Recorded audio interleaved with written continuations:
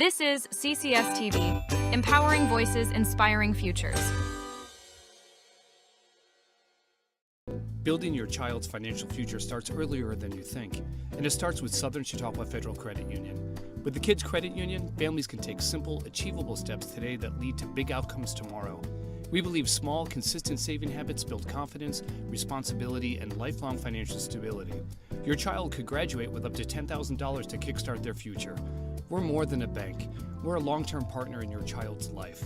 Stop by your local branch today and let's start their journey together.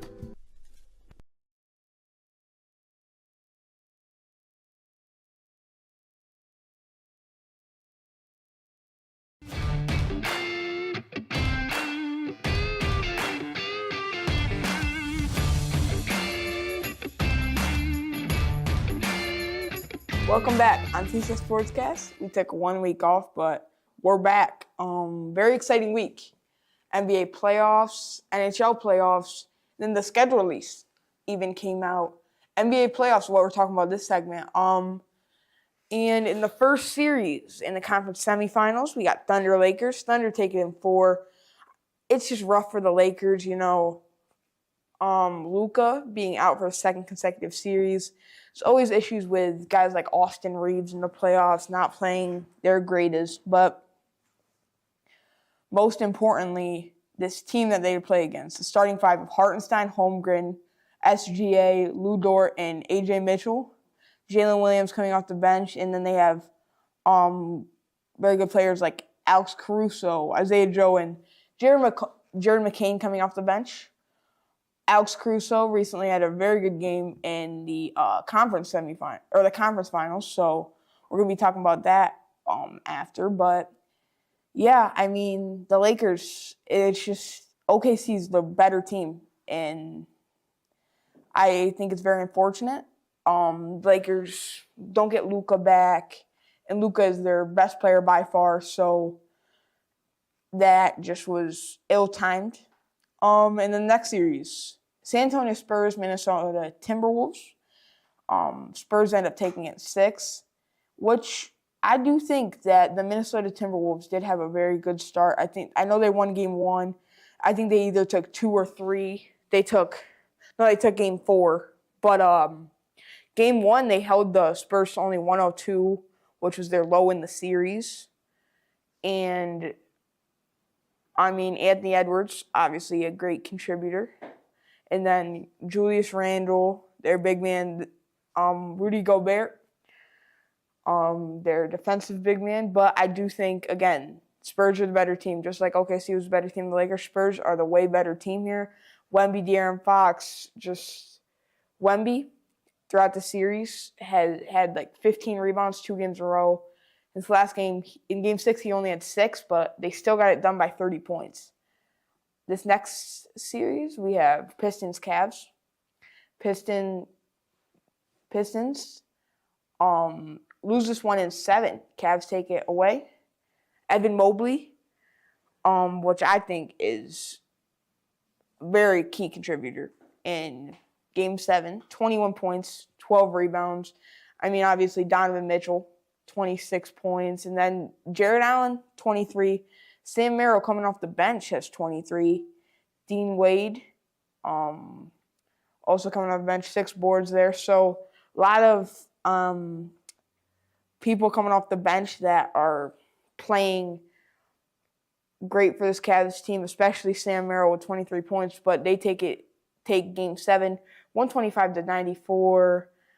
I do think Cade in this Game 7 was underwhelming. He only had, 13 points, 4 rebounds, 5 assists. So I think overall Pistons could have been better, but in that Game 7, they do take 7 games, and I've heard a lot of criticism with Cleveland talking about now we're at the last 4 teams. Cleveland taking 2 teams in a row to Game 7. I mean, the Raptors, very tough team. R.J. Barrett was playing very well for the Raptors. And the Pistons were the 1 seed. They have, at a point, who was an MVP contender or the MVP frontrunner in Cade Cunningham. So I do think that they've had a very hard playoff run so far, and they will take on the Knicks. Knicks take Sixers in 4 games, get the sweep. In Game 4, 144 to 114, and none of these games were necessarily very close. They win by 39 Game 1, 7 Game 2, which is closer, 14 in Game 3, and then 30 in Game 4. So, this next team is a very complete team. I do believe... Oh, never mind. I thought Jalen Brunson was out for Game 4. He was not. But Jalen Brunson, 22 points in Game 4. And then you got Kat and Josh Hart, 70 points apiece. It's just a very complete team, and they have it's not going to lie, it's a very healthy team right now, and they are, I would say, it's like very hard to say this, but out of the Cavs, Knicks, Spurs, and OKC, they're probably the worst team out there for, and I could still see them making a finals run. So this rest of this playoffs is going to be jam-packed with entertainment. So now we have, in the conference finals, Thunder take on the Spurs. That game was on Monday, and then Cavs-Knicks play Tuesday. But I do want to highlight this Thunder and Spurs game because this game, to me, was insane. In the last game, it went into double OT. Which, that enough is insane. Double OT at the end of regulation. Victor Wembanyama, about 30 seconds left on the clock. Well, let's go back a little bit. At about a minute of the clock, they're down 3. The Spurs take a bad three-pointer, bad look. And then Wemby, they get a stop on D. Wemby gets it past to him. He pulls him from the logo and makes a 3, tied the game. And that's how the end of regulation went. But Spurs do win this game, 122 to 115. I really hope that they take this series because, to me, I think the story of the Spurs, having a young Wemby, a young Dylan Harper, a young Stephon Castle, all these young players, and them possibly having a finals run, going to win the finals this year. This is a very scary team. But in specific, Wemby plays 50 minutes in this game, has 41 points. He shoots over 50% from the field, 14 for 25, and has 24 rebounds. He loses MVP to Shea, but I think he's the MVP of the series so far, and it's looking like the Spurs are going to end up taking the series. One of my best friends, Spurs fan, and he's never watched a Spurs game, but he's just loving Wemby. I talked to him about it, and he's going crazy about the game, whatever. Wemby, 41 and 24. Spurs, I think the Spurs are going to take that 1 and 5. And then in this next series, I think it's Knicks and Cavs. I would like to see Cavs take it in 7. Cavs are next to take it in 7, but we'll see. Next week, we should be done with these series, and we'll be talking about the finals predictions. So, we'll see you guys next segment with some NHL talk, I believe. So, yeah.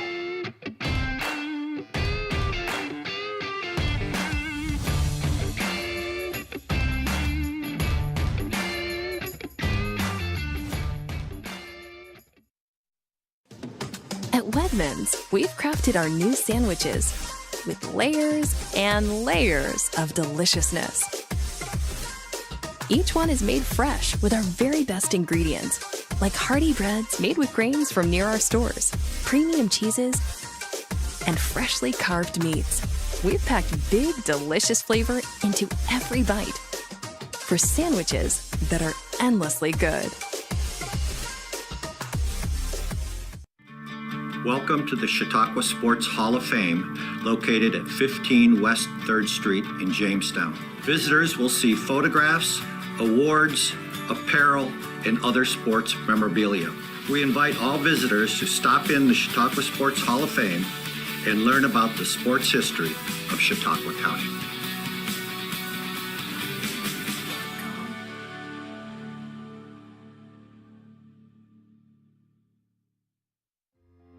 Jamestown, New York is where innovation meets sustainable growth, fostering a vibrant community of creative, dedicated people who truly love where they live. It's a place where you can build a fulfilling life with excellent schools, quality healthcare, and a cost of living that supports your ideal lifestyle. Blending small-town charm with easy access to big city amenities, Jamestown is the perfect place to live, work, and raise a family. Jamestown, New York, the pearl of opportunity and balance. There's always something happening in Lakewood. Kids can climb, swing, and play on our brand new playground, while grown-ups shop, sip coffee at Ryder's Cup, or catch live music at Hartley Park. Hit the courts, sail the lake, and explore our library and local markets. Lakewood brings neighbors and visitors together with fun around every corner. Lakewood, New York. Come play, come stay. Where good times live.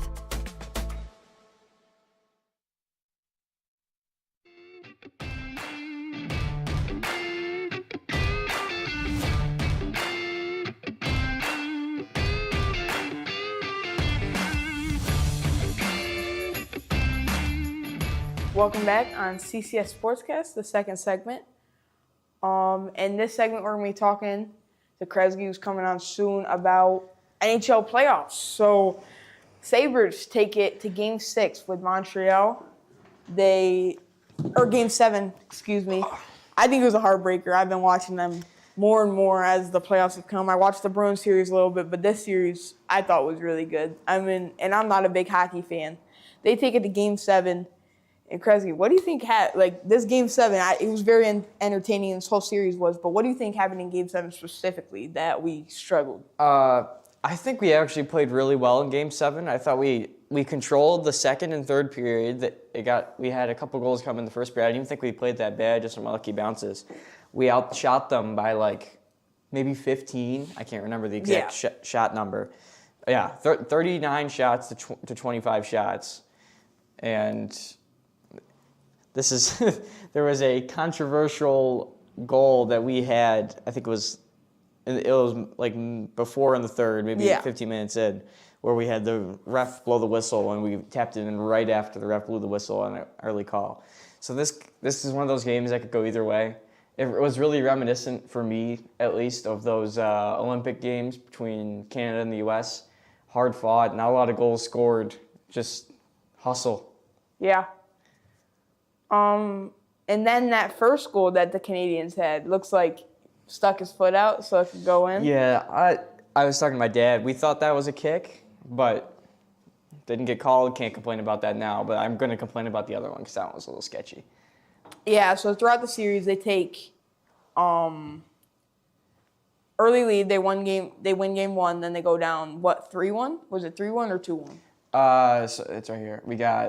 So first game, we win 4-2, and they lost 5-1. Oh, so it goes 2-2. Third game, they lost 6-2. We won 3-2. Canadians won 6-3. Then we won 8-3, and then the Canadians won 3-2 in the last game. Yeah, and for me, I just think that even though, heartbreaker in the playoffs in Game 7, but the story of the Sabres, they fired their GM mid-season. Yep. They turn around, beat the Bruins. Now they have a really good series with Canadians, and honestly, we were talking about this before, but I still think them losing now is not a bad thing because they do have a future. And if we did win, they have the matchup against Carolina. Yes. Who's a very good team. I think the Canadians are going to struggle, and I thought we were really going to struggle about the Canadians. I don't know if we would have got past them anyway, but it's upsetting that we couldn't just say we got past the second round for next year. I also think for next year it's going to be really interesting to see if Lindy Ruff will still be in town after losing the playoffs. I would think because he brought a team that was not doing well and rebuilt them all in one season, I think he at least has another season. But it shows that we have the talent. I don't know if we go out and get a stronger coach or you just stick with the guy who was working for you. Yeah, and we were talking about last time, I know we were talking about who's the MVP of the Sabres run. We said Zach Benson, but Zach Benson still been very good.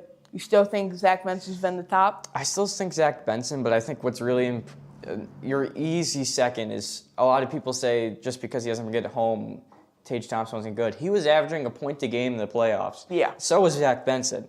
But Tage wasn't doing his average amount of goal scoring during this run, but he was a great support player. He had, I think, 15 points going into Game 7. I don't know if he got a point in the last game. I don't know. I can't remember. But, let's see.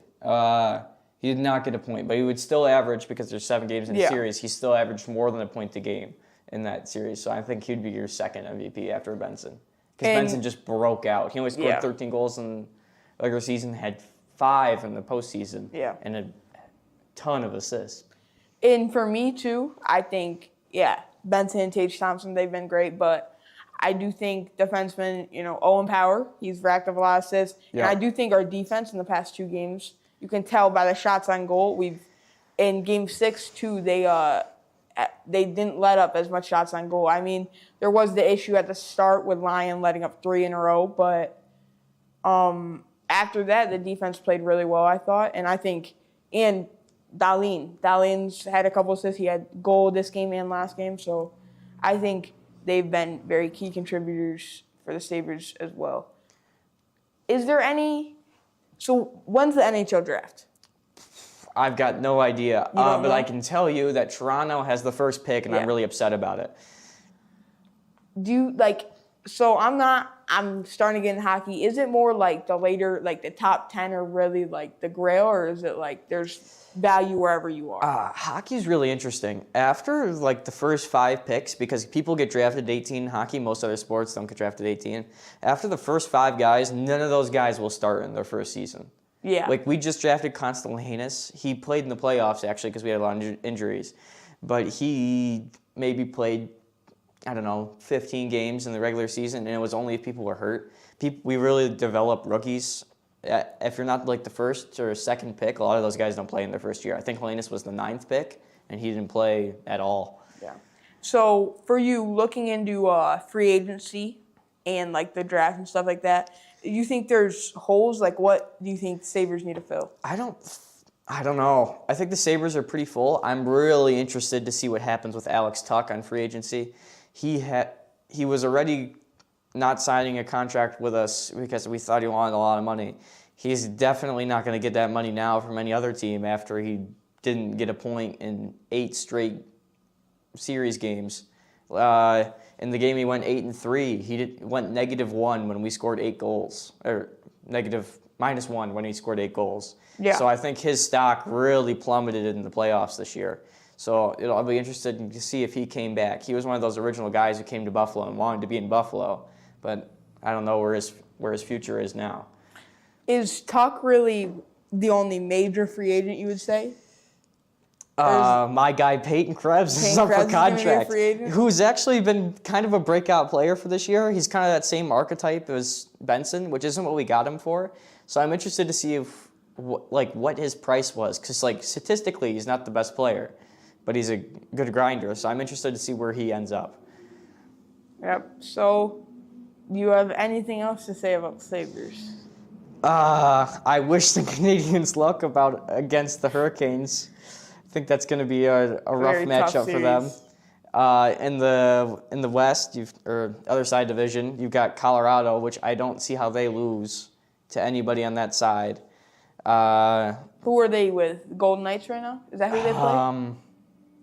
I haven't paid that much attention to the West because I don't pay attention this year just because I know Colorado is going to be there, and if they don't, I don't know how that happened. Yeah. I just imagine that Colorado is going to make it through. Do you think Colorado is going to win it all, or you think Carolina?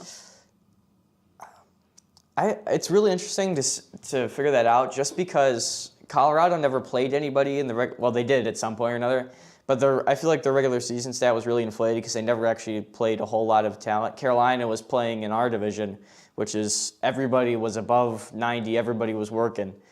I think it's going to be, I'll take Colorado in 6, but I think that's going to be a tight matchup just because Carolina has a lot more experience playing against better teams than Colorado does.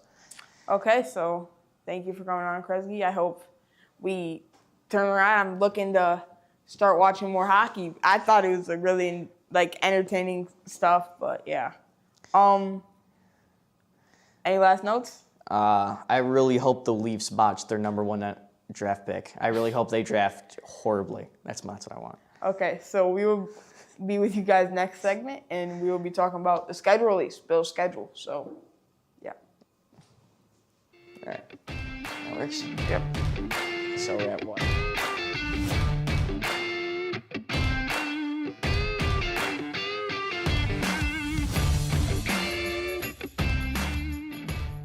Years ago, it started with ink, paper, and a promise to do things right. Today, that same promise powers something bigger. JRSC Digital, where tradition meets speed and ideas turn into impact. From custom apparel and bold signage to targeted direct mail and promo products that get noticed, we don't just make it, we make it matter. Fast turnaround, local service, trusted for 70 years. JRSC Digital. Consider the possibilities. Life moves fast, but the moments that matter slow us down. School runs, weekend games, road trips you'll never forget. It's all about getting there safely, comfortably, and together. At Schultz Chevy, we're here to help you find a vehicle that fits your family with space, reliability, and peace of mind you can count on. At Schultz Chevy, built on trust, driven by family. From our lot to your driveway, we reach at Schultz Chevy, where every deal feels like a win.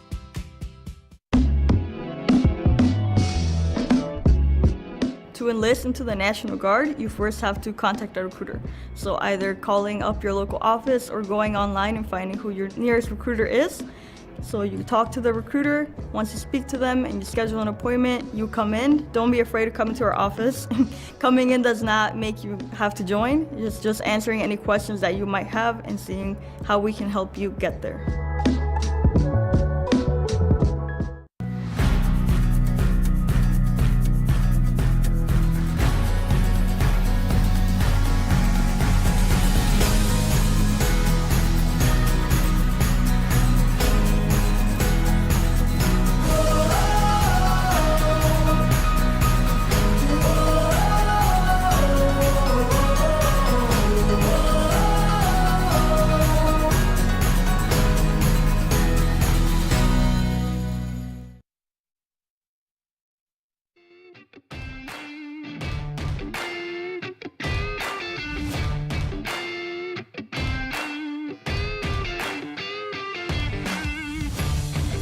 Welcome back to the final segment of CCS Sportscast. This segment, we are going to be talking about the Bills' schedule for the 2026 inaugural season, first season in the new Highmark Stadium.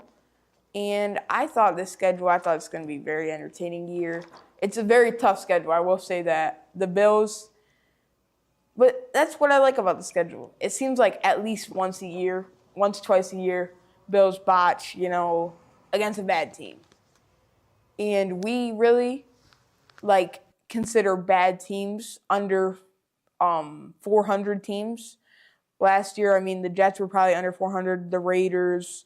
But other than that, I don't see really anything else, maybe the Dolphins. But week 1, Bills are at Texans. And last year and the year before, we've lost the Texans.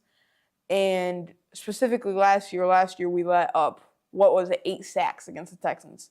I think it's going to be very different this year. I would hope the Bills to get a win. I think it's too early to predict, but I do know that this is a very good matchup for both teams. The Texans have a very good offense with C.J. Stroud, Nico Collins.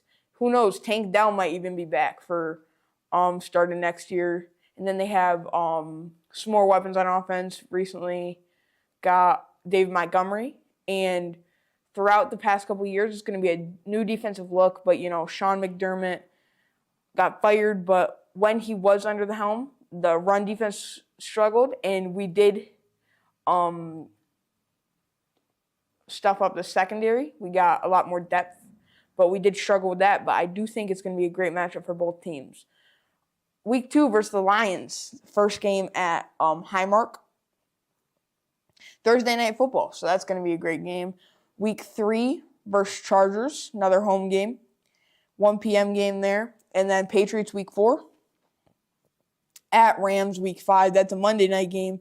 At Raiders Week 6, and that game is going to be, I think it's going to be a pretty good game. I think the Raiders are going to be actually, half decent.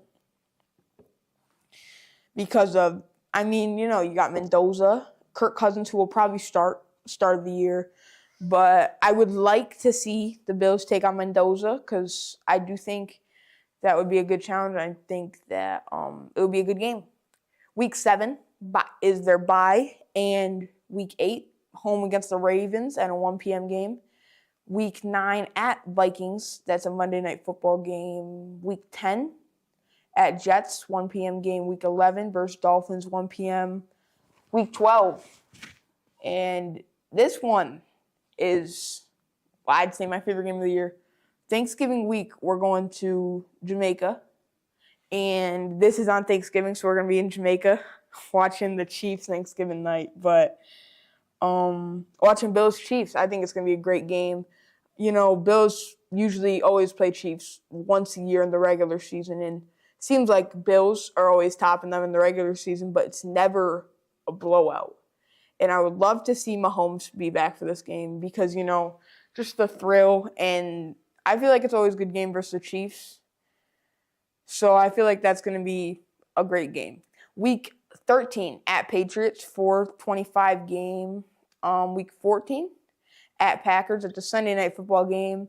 Week 15 at versus Bears. That's a Saturday game. So that's, strange, but they usually do that for the teams playing on Christmas. So Bills will play Christmas at 4:30 at Broncos. So a replay of that divisional round. At Dolphins Week 17 versus Jets Week 18. Ironic enough, that was last year's Week 18 game as well.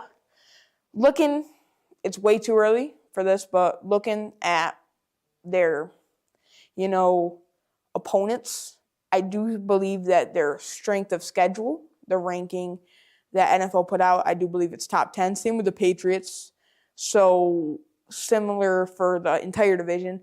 I do think the floor is like an 8-9 season. That's the absolute floor.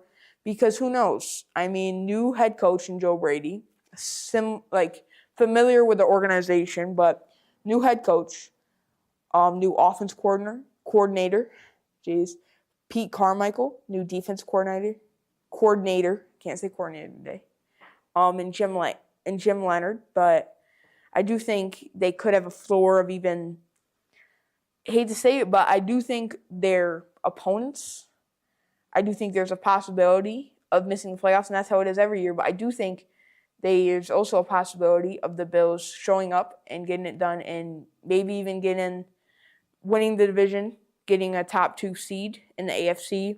I think the toughest games will be definitely Lions, Patriots both times, Rams, Chiefs, Broncos.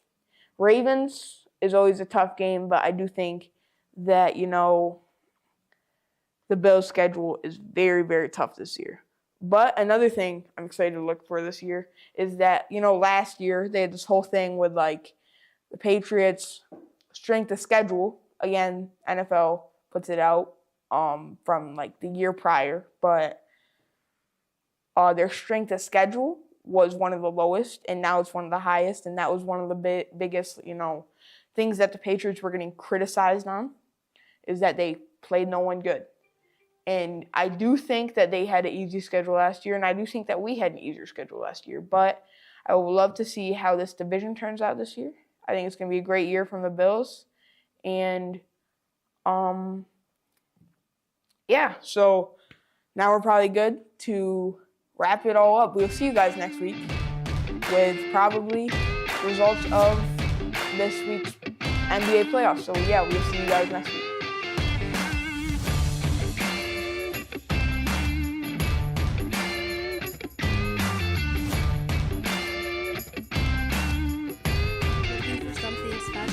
Something you won't find anywhere else? Dots Gift Boutique is downtown Jamestown's destination for ready-to-go gifts, gorgeous home and garden decor, and all those perfect little finds you didn't know you needed. Just steps away from all your favorite spots, make Dots on 3rd Street your next stop downtown. Dots Gift Boutique. You'll find just what you're looking for.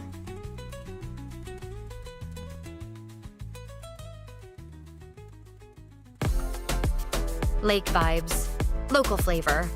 Lakewood has it all. From mornings at the market to afternoons on the courts and evenings by the water, every moment here feels like summer. Add in sailing, playgrounds, and live music in the park. And you've got the perfect mix of play and chill. Lakewood, New York, where good times live.